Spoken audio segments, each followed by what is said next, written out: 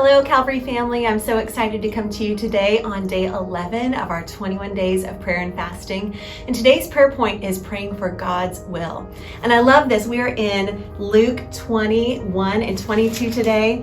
And this is the part of the life of Christ where Jesus has just had his Passover meal with the disciples.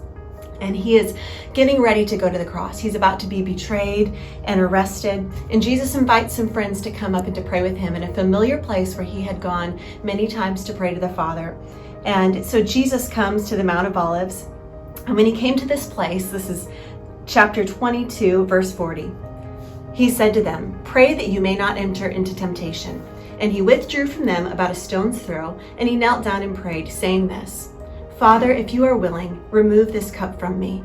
Nevertheless, not my will, but yours be done."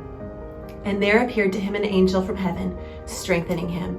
And being in agony, he prayed more earnestly, and his sweat became like great drops of blood falling to the ground. And when he rose from prayer, he came to the disciples, and he found them sleeping from sorrow. Now, Matthew's account of this story tells us that 3 different times Jesus got up from where he was and went back to the disciples, had to keep waking them up and saying, "Guys, get up and pray. Pray with me. Pray with me." So he finds them sleeping again, and he says, "Why are you sleeping? Rather, rise and pray that you may not enter into temptation."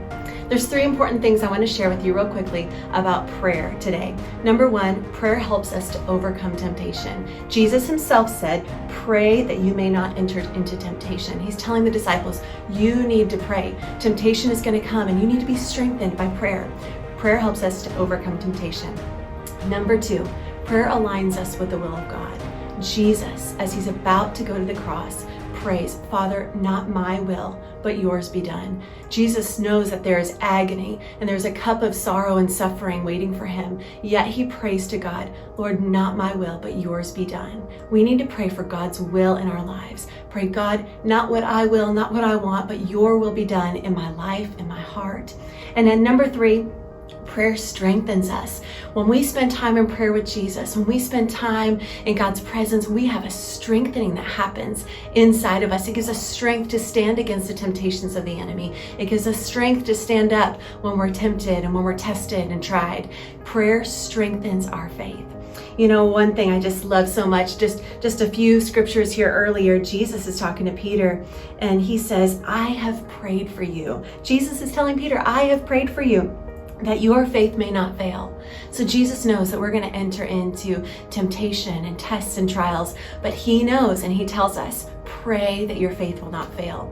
So today, during this 21 days of prayer and fasting, it's my prayer for you that you would be strengthened by prayer, that you would get away with Jesus, that you wouldn't grow weary, you wouldn't grow tired, but you would stay focused, that you would pray, and you would allow the presence and the power of God to fill you and give you fresh strength for whatever it is that you're facing.